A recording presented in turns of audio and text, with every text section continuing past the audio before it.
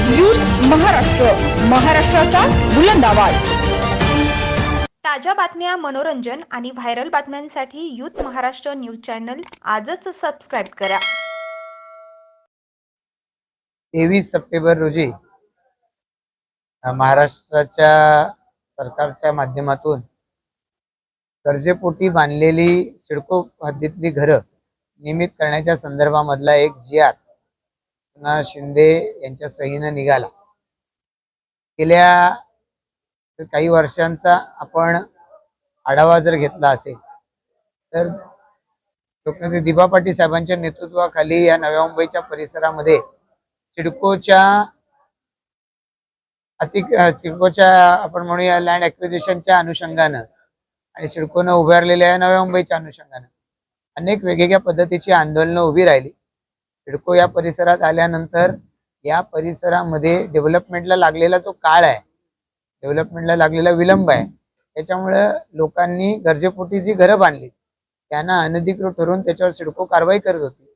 वेळोवेळी झालेल्या कारवाईला प्रकल्पग्रस्त विरोध करत राहिलेले आहेत आणि त्याच्या संदर्भामध्ये सिडकोनं किंवा शासनानं या घरांच्या नियमितीकरणाच्या संदर्भामध्ये भूमिका घेतली पाहिजे अशा पद्धतीची सातत्यानं मागणी होती।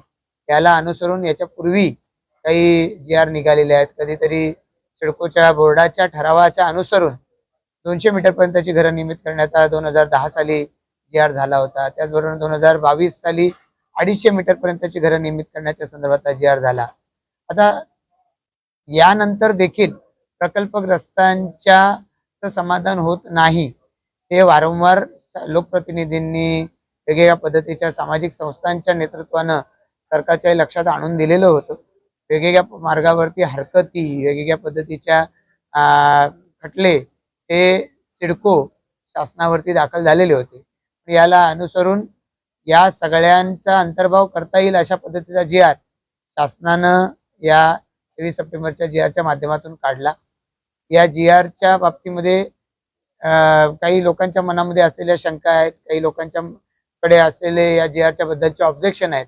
या सगळ्यांवर चर्चा करता यावी या अनुषंगानं परिवर्तन सामाजिक संस्थेनं या संदर्भात आवाहन केलं आणि मग या अनुषंगानं नवी मुंबई सिडको प्रकल्पग्रस्त महासंघ आहे, अध्यक्ष माननीय भूषण पाटील जी आहेत किंवा सुधाकर पाटील जी आणि त्यांचे सर्व सहकारी आहेत, या सगळ्यांनी मिळून या संदर्भामध्ये आपल्याला पडलेले प्रश्न हे शासनाला विचारले गेले पाहिजेत।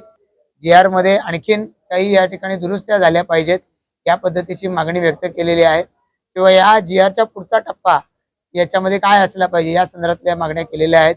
आपण त्या सगळ्या चर्चेचा भाग आहात, त्यामुळे आपल्याला त्याची सगळ्याची कल्पना आहे। मांडलेले ठळक मुद्दे त्याच्यातले कुठले आहेत तर सगळ्यात पहिला की आम्हाला ती जागा तुम्ही आमच्या घराखालची नियमित करणार पण ती लीज होल्ड देणार, ती लीज होल्ड नको, भाडे तत्वावर नको, आम्हाला ती फ्री होल्ड पाहिजे, म्हणजे आमच्या मालकीची पाहिजे या पद्धतीची मागणी आहे। तर याच्या अनुषंगानं अलीकडेच सिडकोच्या बोर्डानं तसा ठराव केलाय आणि मुख्यमंत्र्यांच्याकडून लवकरात लवकर याला मान्यता मिळवण्याच्या दृष्टिकोनातून सूतोवाच केलेला आहे।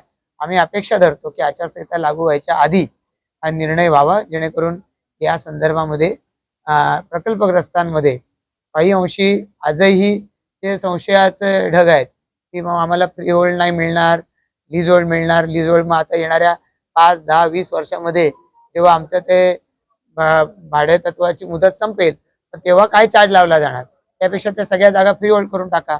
तर सिडकोनं तर ठराव केला, शासनाकडून मंजूर करून घेऊ, अध्यक्ष आमचे शिरसाट साहेब बोललेले आहेत, तर त्यांनी लवकर करावा अशी अपेक्षा असणार। त्या व्यतिरिक्त वेगवेगळ्या पद्धतीचे जे मुद्दे याच्यामध्ये मांडले गेलेले आहेत, काही कापलेल्या प्लॉटच्या संदर्भातले असतील, काही त्याच्यामध्ये प्रकल्पग्रस्तांची घरं आहेत किंवा बिगर प्रकल्पग्रस्तांची घरं आहेत या संदर्भामध्ये असतील, काहींच्या मनामध्ये या ठिकाणी ते कापलेले प्लॉट आहेत ते क्षेत्रफळ आम्हाला कसं वापरता येईल, तर ते वापरताना चार्ज तुम्ही जास्त लावलात तर काय, या पद्धतीच्या शंका आहेत।